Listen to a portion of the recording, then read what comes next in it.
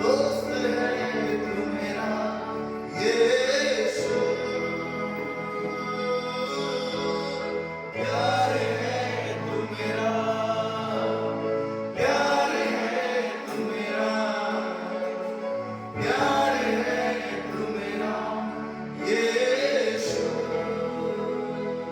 सब हाथ उठा करके है दोस्त है तू मेरा, सब बातों में दोस्त है तू मेरा, दोस्त है तू मेरा यीशु,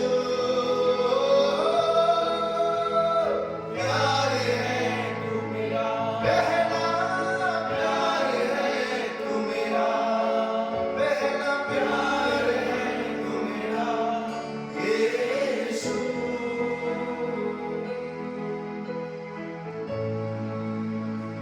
उसे धन्यवाद कहे, कोई उसकी तारीफ करे, कोई उसकी आदर करे। यीशु ने कहा मैं तुम्हें दास नहीं परंतु मित्र करके पुकारता हूँ। वो उसके मित्र हैं, अति सहज से मिलने वाला सहारा, वो हमारा बल, वो हमारी ताकत है। वो जब हम पापी ही थे, उसने हमारे लिए स्वर्ग को छोड़ा, उस क्रूस को उठाकर अपने आप को दे दिया। वो हमारा पहला प्यार, वो हमारा सच्चा यार, वो हमारा प्रभु है। हमारे लिए वो मनुष्य बना, वो उसके लहू से हम शुद्ध हुए हैं, वो उसकी कुर्बानी से हमें नया जीवन मिला है। वो हमारे लिए, वो यीशु घायल हुआ, मरा, गाड़ा गया, जी उठा। कोई उसको धन्य कहे, कोई उसकी तारीफ करे।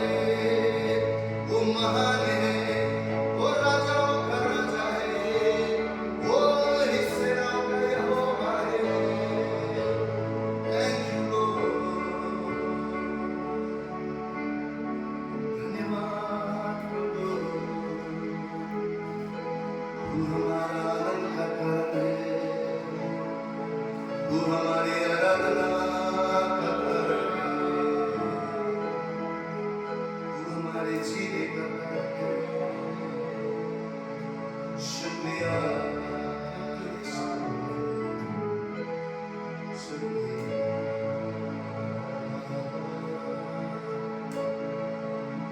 तू दोस्त है हमारा, तू ही हमारा पहला प्यार है। धन्यवाद, धन्यवाद, धन्यवाद। यीशु मिल गया मुझको, यीशु मिल गया, तो जीवन में सब कुछ मिला, तो जीवन में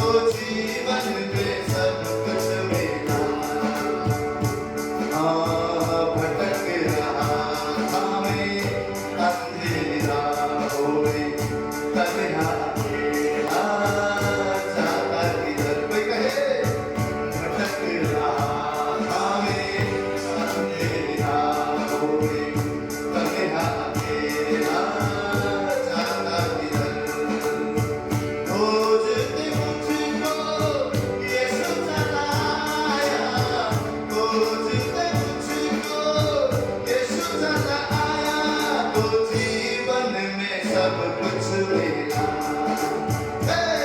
तो जीवन में सब कुछ मिला। यीशु मिल गया, यीशु मिल गया मुझको, यीशु मिल गया, यीशु मिल गया मुझको, यीशु मिल गया, तो जीवन में सब कुछ मिला।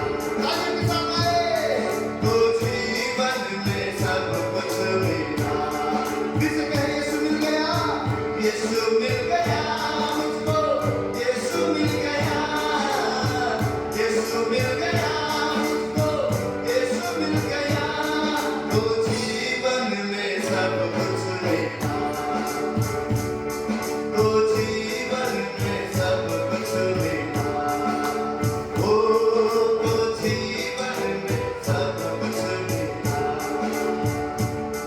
तो जीवन में सब कुछ मिला, तो जीवन में सब कुछ मिला, तो जीवन में सब कुछ मिला। हालेलुया। जे नसीब हूँ मैं, पुरुमीद हूँ मैं, है करीब यीशु, खुश नसीब हूँ मैं।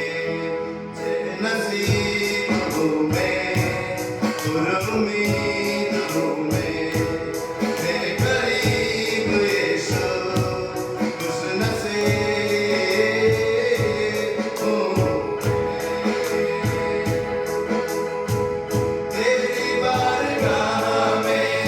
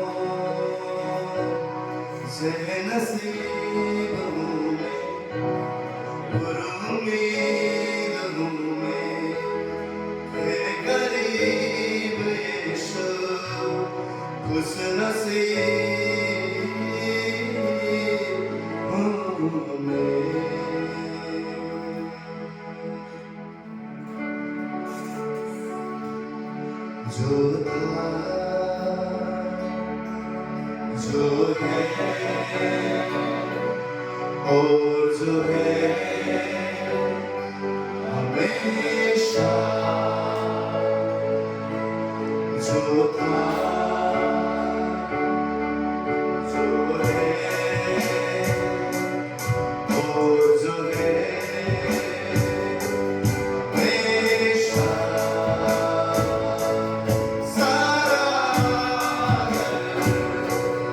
सारी महिमा, सारी स्तुति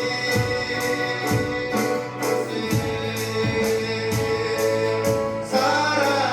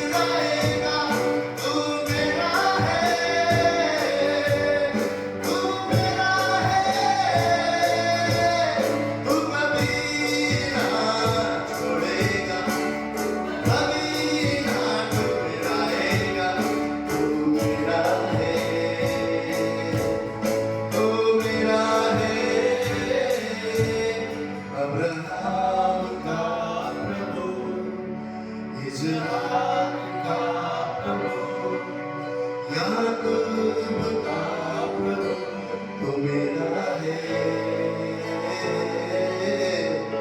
अब्राहम का प्रभु, इसहाक का प्रभु, याकूब का प्रभु मेरा है। ओ जिसके हाथ में मेरा कल, जिसके हाथ में मेरा और आने वाला कल वो मेरा है।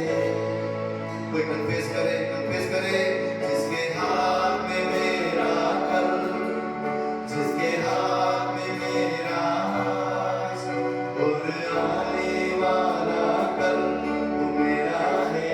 वो हृदय से विश्वास करे जिसके हाथ में मेरा कल, जिसके हाथ में मेरा और आने वाला कल वो मेरा है। तू कभी ना छोड़ेगा, तू कभी ना ठुकराएगा, तू मेरा है, तू मेरा है। तू कभी ना छोड़ेगा, तू कभी ना ठुकराएगा, तू मेरा है, तू मेरा है।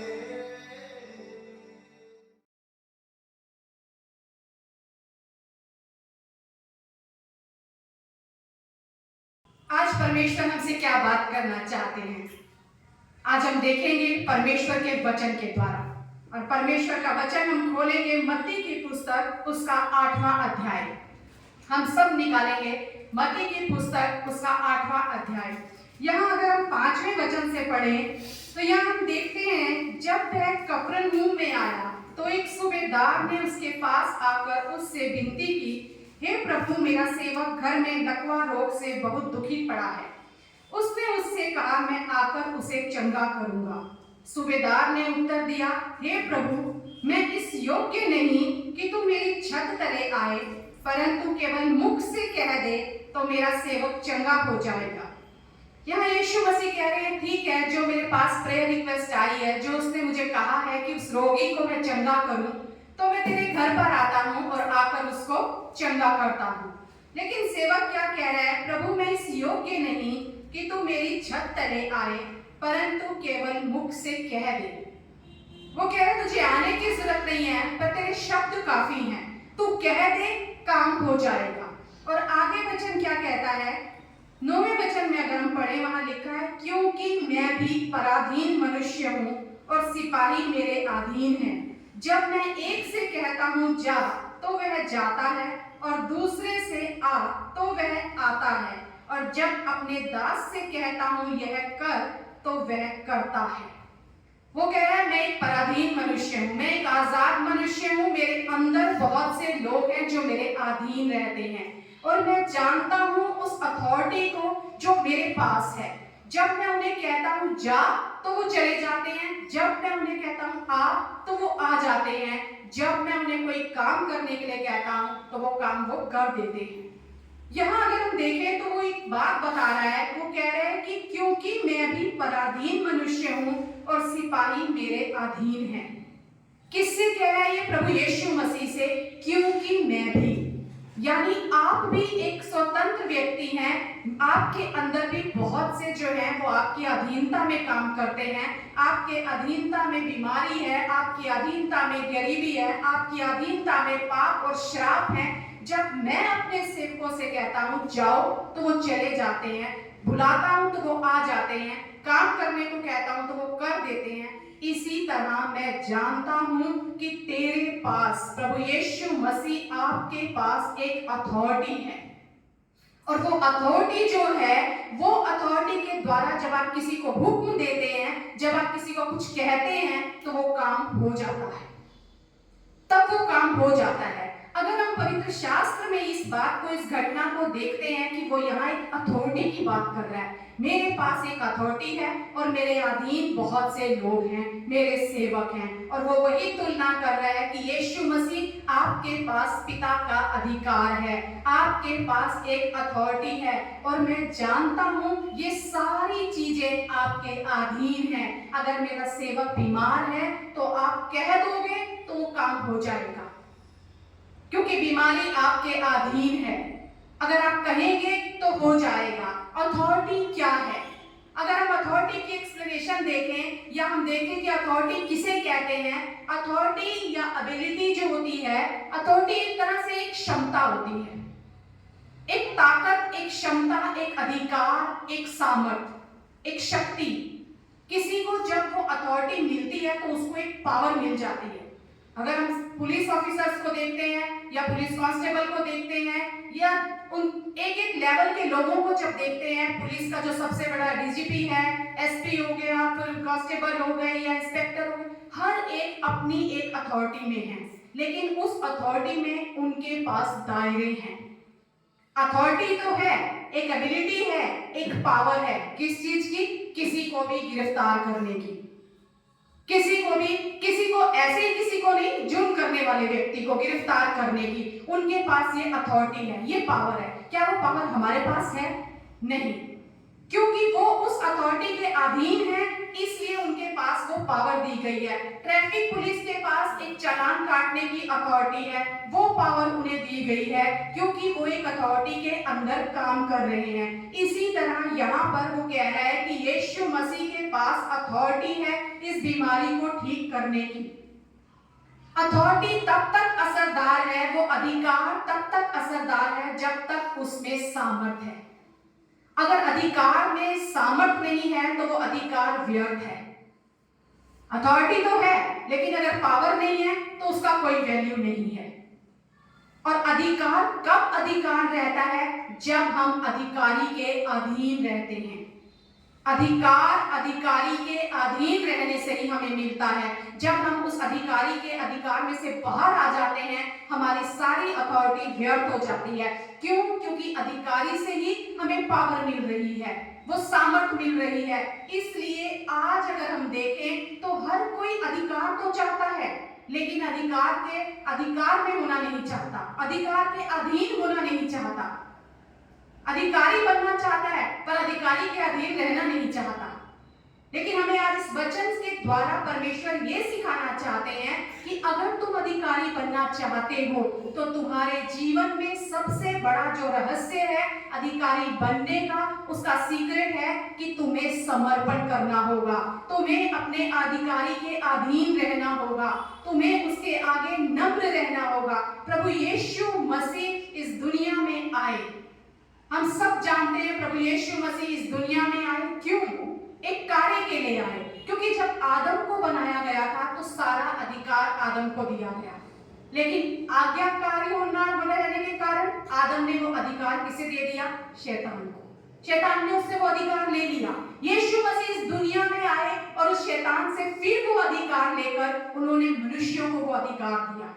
उस क्रूस पर जाकर प्रभु यीशु मसीह ने वो अधिकार आपको और मुझे दिया। कब मिलता है? 1 यूहन्ना 1:12 में लिखा है, जितनों ने उसे ग्रहण किया उसने उन्हें परमेश्वर की संतान होने का अधिकार दिया। जब हम प्रभु यीशु मसीह को स्वीकार करते हैं, ग्रहण करते हैं, तो हमें परमेश्वर की संतान होने का अधिकार मिलता है। और कुलुस्सियों 1:13 कहता है, उसी ने हमें अंधकार के वश से छुड़ाकर अपने प्रिय पुत्र के राज्य में प्रवेश कराया। पहले हम किसी और के अधिकार में थे। किसके अधिकार में थे? अंधकार के अधिकार में। कब आया अंधकार के अधिकार में? जब आदम ने अपना अधिकार शैतान को सौंप दिया। वो अधिकार उस अंधकार ने ले लिया, उसने हम पर कब्जा कर लिया, हमारे ऊपर उसका अधिकार हो गया, हम उस अधिकारी के अधीन हो गए। आज भी हम कहते हैं कि संसार अंधकार के वश में है। क्यों? क्योंकि जितनों ने उसे ग्रहण किया है केवल उन्हें ही परमेश्वर की संतान होने का अधिकार मिला है। जब हमने उस खुदा को स्वीकार किया, जब हमने उस पर विश्वास किया, तब हम उस अंधकार के वश से छूटकर उस अधिकार छूटकर इस परमेश्वर के राज्य के वारिस बन गए, इस अधिकार में हम आ गए। और परमेश्वर का वचन क्या बताता है? मत्ती के 28 के 18 में लिखा है, स्वर्ग और पृथ्वी का सारा अधिकार मुझे दिया गया है। किसे? यीशु मसीह को। स्वर्ग और पृथ्वी का सारा अधिकार मुझे दिया गया है। यीशु मसीह ये कहते हैं सारा अधिकार, अधिकार का दायरा होता है, और यहाँ वो दायरा कौन सा है? स्वर्ग और पृथ्वी, सारा अधिकार। अगर हम दानियल 2 उसका 20वां वचन पढ़ें तो वहां हम पढ़ सकते हैं कि किस तरह परमेश्वर का वचन बताता है कि कौन है परमेश्वर। कोई पढ़े दानियल 2 उसका 20वां और 21वां वचन। परमेश्वर का नाम युगानुयुग धन्य है, क्योंकि बुद्धि और पराक्रम उसी के हैं। समय और ऋतुओं को वही बदलता है, राजाओं का अस्त और उदय भी वही करता है। क्या कह रहे हैं? आगे अगर हम पढ़ेंगे इससे आगे बुद्धिमानों को बुद्धि और समझ वालों को समझ भी वही देता है। वो सब कुछ करता है।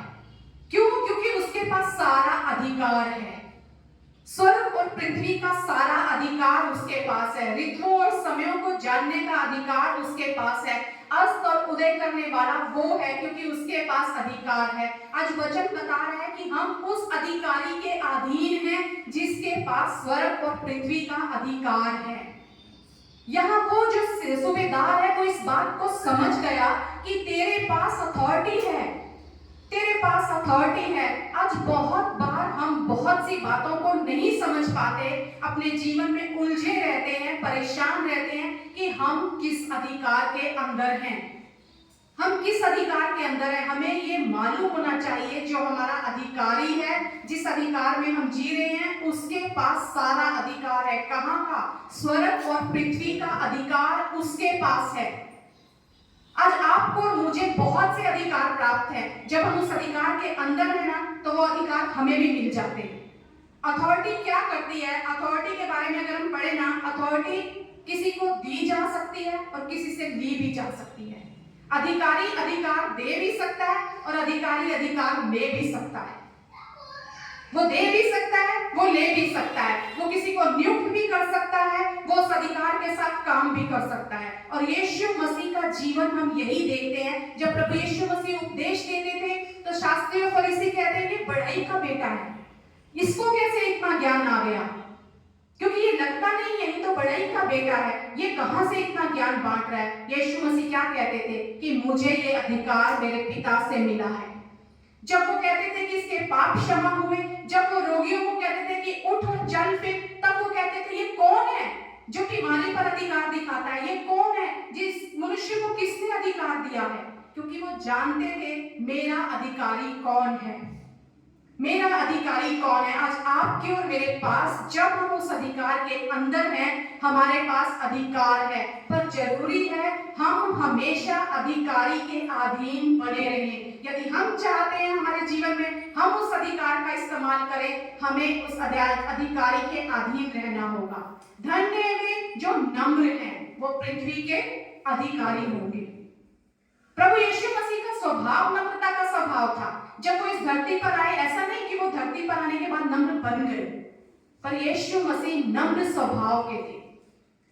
वो अधिकारी थे, अपने पिता के अधिकार के अधीन रहना जानते थे। अधिकार के अधीन रहना आज्ञाकारिता है, आज्ञाकारिता है। पिता ने पुत्र को भेजा, पुत्र ने आज्ञा का पालन किया, उस अथॉरिटी के प्रति अपने आप को समर्पित किया। किस तरह स्वर्ग छोड़कर नीचे धरती पर आ जाना नम्रता को दिखाता है, नम्रता को दिखाता है। क्या स्वर्ग छोड़कर कोई यूं ही धरती पर आ जाता? आज्ञाकारिता को निभाना था, पिता की उस अथॉरिटी के अधीन समर्पित होना था, अपने आप का समर्पण करना था। और क्यों प्रभु यीशु मसीह इतने नम्र बन गए, इतने नम्र स्वभाव लेकर आ गए? ताकि आप और मैं उस तक पहुंच सके। क्या हम स्वर्ग तक पहुंच सकते थे? वो खुदा खुद नीचे उतर कर आ गया। वो जो हमारे और परमेश्वर के बीच का पर्दा था, वो जो फासला था, उसे उसने तोड़ दिया, फाड़ दिया, और उसने कहा अब तुम जा सकते हो उस पिता के साथ। आपके और मेरे पास आज एक अधिकार है। कौन सा अधिकार? प्रार्थना का अधिकार। हम हियाव के साथ उस अनुग्रह के सिंहासन के पास जा सकते हैं। किसने ये अधिकार दिया? उस अधिकारी ने जो हमारे लिए इस धरती पर आ गया। वो अपने पिता के प्रति समर्पित रहा, आज्ञाकारी रहा, इसलिए वो कहते हैं जैसा मैं पिता के प्रति आज्ञाकारी रहा तुम मेरे प्रति रहो। अधिकार चाहते हो तो अधिकारी के अधीन आ जाओ। खुदा कहता है कि मैंने जिस तरह से आज्ञाकारिता निभाई तुम वो आज्ञाकारिता निभाओ। पहला अधिकार जो हमें मिला है, प्रार्थना का अधिकार मिला है। हम प्रार्थना कर सकते हैं किसी भी समय, और वो खुदा का स्वभाव ऐसा नम्रता का स्वभाव है, जब हम उसे पुकारते हैं और आज भी हमारे उस स्थान पर जहां भी हम क्यों ना हो वो पहुंच जाता है। अगर हमें कोई प्रार्थना रिक्वेस्ट देता है, कई बार हमारे लिए जाना बड़ा मुश्किल हो जाता है। हम कहते हैं आज नहीं, कल आए चलेगा, कल नहीं, अगर 2 दिन बाद आए चलेगा।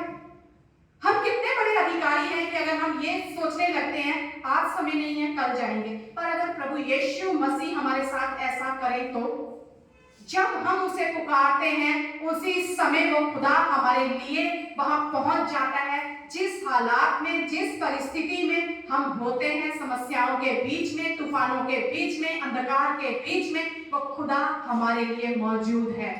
ये उस खुदा का नम्रता है, उस खुदा की अधीनता है अपने पिता के प्रति। अपने पिता के प्रति रात को 12 बजे अगर बुखार 101 है तो भी हम जब उस खुदा को पुकारते हैं वो हमारे लिए उतर आता है, वो हमारे लिए उतर आता है। आज परमेश्वर चाहता है तुम अपने जीवन में अधिकार चाहते हो ना, अधिकारी के अधीन होना सीख लो। अधिकार चाहते हो, अधिकारी के अधीन आ जाओ। प्रार्थना का अधिकार मैंने तुम्हें दिया है, तुम्हारे पास प्रार्थना का अधिकार है। क्या बोल रहे हैं मत्ती का अगर 28वां अध्याय हम निकाले, वहां पर क्या लिखा हुआ है? मत्ती का 28वां अध्याय, वहां प्रभु यीशु मसीह क्या कहते हैं? प्रभु यीशु मसीह 18वें वचन से कहते हैं, उनके पास आकर यीशु ने कहा, स्वर्ग और पृथ्वी का सारा अधिकार मुझे दिया गया है, इसलिए तुम जाओ, सब जातियों के लोगों को चेला बनाओ और उन्हें पिता और पुत्र और पवित्र आत्मा के नाम से बपतिस्मा दो और उन्हें सब बातें जो मैंने तुम्हें आज्ञा दी है मानना सिखाओ, और देखो मैं जगत के अंत तक तुम्हारे साथ हूँ। ये जो अधिकारी है वो कह रहा है जगत के अंत तक मैं तुम्हारे साथ हूँ। अधिकारी तुम्हारे साथ है, अधिकार तुम्हारे पास है, तुम्हें इसका इस्तेमाल करना है। आज परमेश्वर आपसे और मुझसे एक ही बात चाहता है, मैंने तुम्हें अधिकार दिया है, मैं तुम्हारे साथ हूं, लेकिन तुम्हें इस अधिकार का इस्तेमाल करना है। एक घटना हम निकालेंगे मरकुस की पुस्तक, उसका 4था अध्याय, अगर हम 35वें वचन से देखें, मरकुस की पुस्तक 4था अध्याय 35 वचन, यहाँ लिखा है, जब सांझ हुई तो उसने चेलों से कहा, आओ हम पार चलें, और वे भीड़ को छोड़कर जैसा वह था वैसा ही उसे नाव पर साथ ले चले, और उसके साथ और भी नावें थी। तब बड़ी आंधी आई और लहरें नाव पर यहाँ तक लगी कि वह पानी से भरी जाती थी, पर वह आप पिछले भाग में गद्दी पर सो रहा था। तब उन्होंने उसे जगाकर उससे कहा, हे गुरु, क्या तुझे चिंता नहीं कि हम नष्ट हुए जाते हैं? तब उसने उठकर आंधी को डांटा और पानी से कहा, शांत रह, थम जा, और आंधी थम गई और बड़ा चैन हो गया। और उसने उनसे कहा, तुम क्यों डरते हो? क्या तुम्हें अब तक विश्वास नहीं? यहाँ आंधी आई, लहरें उठी, यीशु मसीह सो रहे हैं आराम से, और उन्होंने जब यीशु मसीह को उठाया चेलों ने, तो यीशु मसीह उन्हें क्या कहते हैं? क्या तुम्हें विश्वास नहीं था? तुम क्यों डर रहे थे? तुम्हें अब तक विश्वास नहीं है? क्या तुम्हें इस अधिकार पर विश्वास नहीं है जो मैंने तुम्हें दिया है? साथ में तुम्हें नाव में लेकर चल रहा हूं, अगर मैं सो रहा हूं तो इसका मतलब अधिकार तुम्हारे पास है, तुम भी वो काम कर सकते हो जो मैंने तुम्हें करने के लिए आज्ञा दी है। हमारे जीवन में यही अक्सर होता है, हमारी नाव में यीशु सवार हैं, लेकिन उसके बावजूद अगर बीमारी आई, परेशानी आई, हालात थोड़े से बिगड़े, हम रोना धोना शुरू कर देते हैं और हम नहीं समझ पाते कि वो अधिकार हमारे पास है।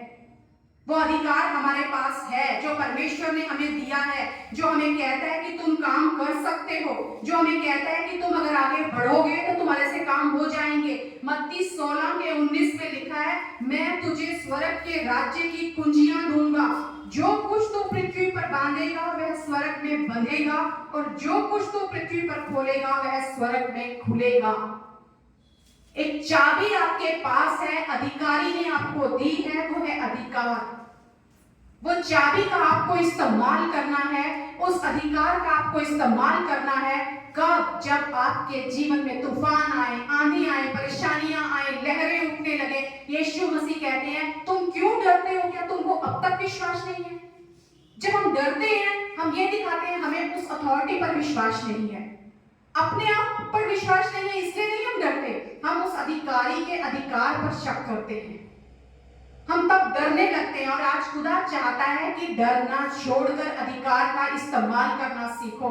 मैंने तुम्हें वो अधिकार दिया है, मैंने तुम्हें ये कहा है कि तुम आंधी को शांत कर सकते हो, तुम तूफान को डांट सकते हो, उठती हुई लहरों को थमा सकते हो। मैंने तुम्हें वो अधिकार दिया है। यीशु मसीह आज आपसे और मुझसे ये कह रहे हैं, मत्ती 10:1 में लिखा है, उसने अपने 12 चेलों को पास बुलाकर उन्हें अशुद्ध आत्माओं पर अधिकार दिया कि उन्हें निकाले और सब प्रकार की बीमारियों को और सब प्रकार की दुर्बलताओं को दूर करें।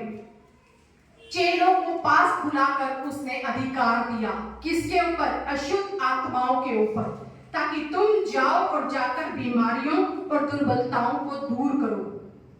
कौन सा अधिकार हमारे पास है? प्रार्थना का अधिकार हमारे पास है। अशुद्ध आत्माओं के ऊपर हमारे पास अधिकार है। स्वर्ग और पृथ्वी, परमेश्वर कहता है, जो कुछ तुम बांधोगे धरती पर स्वर्ग में बंध जाएगा। मैंने वो कुंजियां तुम्हें दी हैं, चाबियां मैंने तुम्हारे हाथ में दी हैं, तुम उसका इस्तेमाल करो। लूका 10:19 में लिखा है, देखो मैंने तुम्हें सांपों और बिच्छुओं को रोंदने और शत्रु की सारी सामर्थ पर अधिकार दिया है। शत्रु की सारी सामर्थ पर परमेश्वर ने आपको अधिकार दिया है। पर कब हम उस अधिकार का इस्तेमाल करेंगे? जब हम जान पाएंगे हम किस अथॉरिटी के अंदर रह रहे हैं और हमारे पास कौन सी अथॉरिटी है। ये बहुत जरूरी है, अपने परमेश्वर को पहचानना और खुद को जानना कि हम मसीह में कौन है, हमारा खुदा कौन है और हम उसमें कौन है। पहले हम एक अंधकार के अधिकार में थे, लेकिन आज हम परमेश्वर के राज्य के अधिकार में हैं। आज उसने हमें पुत्र बनाया है, उसने हमें वारिस बनाया है। आज वो कहता है इफिसियों 1 में कि मैंने तुम्हें स्वर्गीय स्थानों में बिठाया है। अधिकार है आपके पास उस स्वर्गीय स्थानों में बैठने का। प्रार्थना का अधिकार आपके हाथ में है। शत्रु की सारी सामर्थ के ऊपर आपके पास अधिकार है। अशुद्ध आत्माओं के ऊपर आपके पास अधिकार है। बीमारियों और दुर्बलताओं को दूर करने का आपके पास अधिकार है। पर क्यों हम उस अधिकार का इस्तेमाल नहीं कर पाते?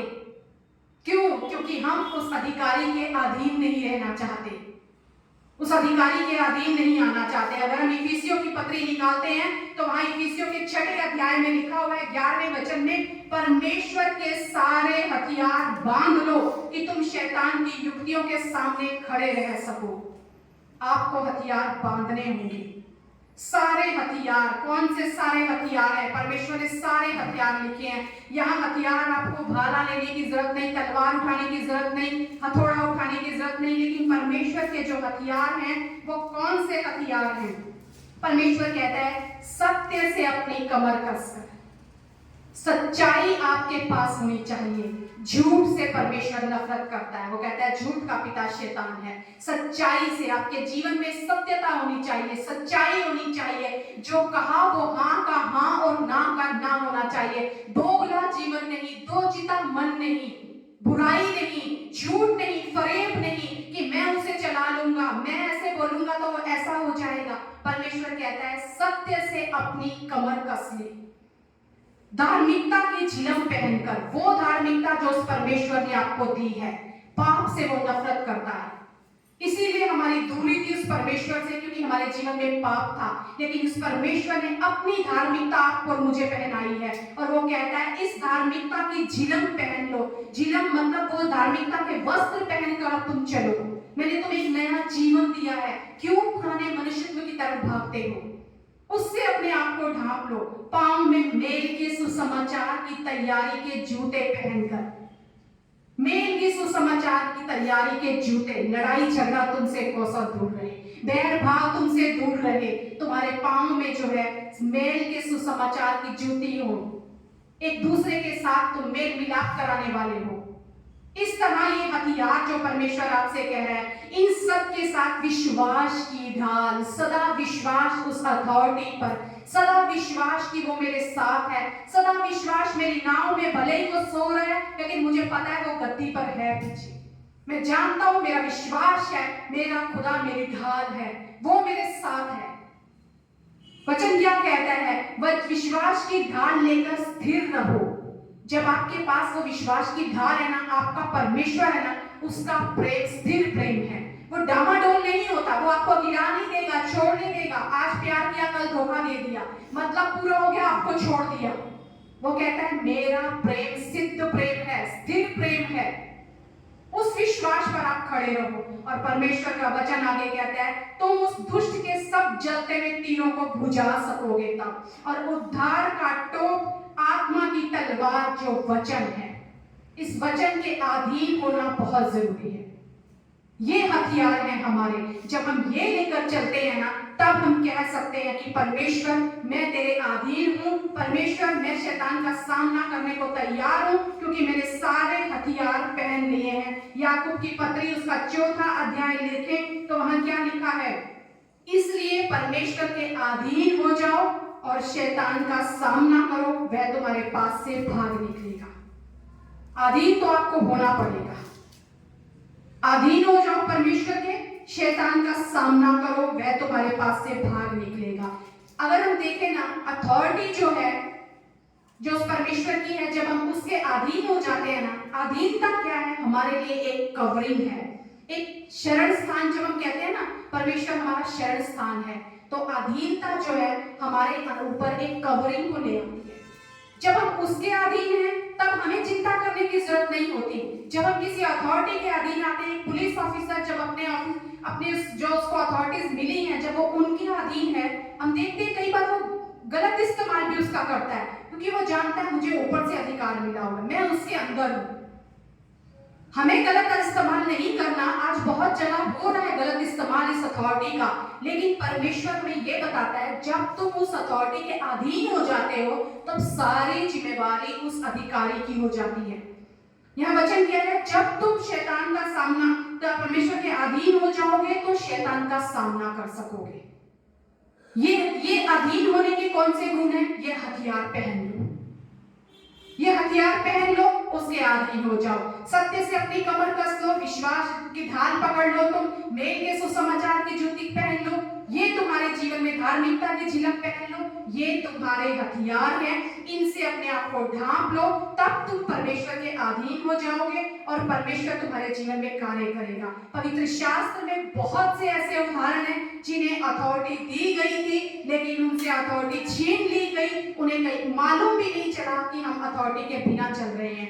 क्यों अथॉरिटी कैसे छीनी गई? उनकी पावर खत्म हो गई, उनकी पावर उनके पास से खत्म हो गई। शिमशोन को परमेश्वर ने नियुक्त किया था तो इन लोगों को बचाएगा, तो फलिश्तियों को मारेगा तो इन लोगों को बचाएगा। शिमशोन जब उस अथॉरिटी में से बाहर निकल गया, उस कवरिंग में से बाहर निकल गया, उसके ऊपर किसी और का अधिकार आ गया।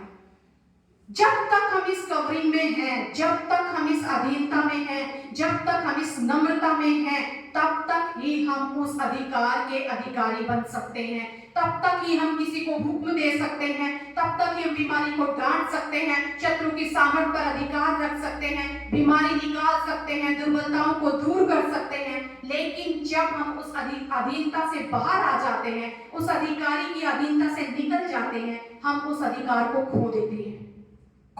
यहाँ अगर हम वचन पढ़े तो वचन क्या कहता है? याकूब की पत्री में ही आगे लिखा है, परमेश्वर के निकट आओ तो वह भी तुम्हारे निकट आएगा। हे पापियों, अपने हाथ शुद्ध करो, और हे दूजिते लोगों, अपने हृदय को पवित्र करो। दुखी हो, शोक करो, रो, तुम्हारी हंसी शोक में, तुम्हारा आनंद उदासी में बदल जाए। प्रभु के सामने दीन बनो तो वह तुम्हें शिरोमणि बनाएगा।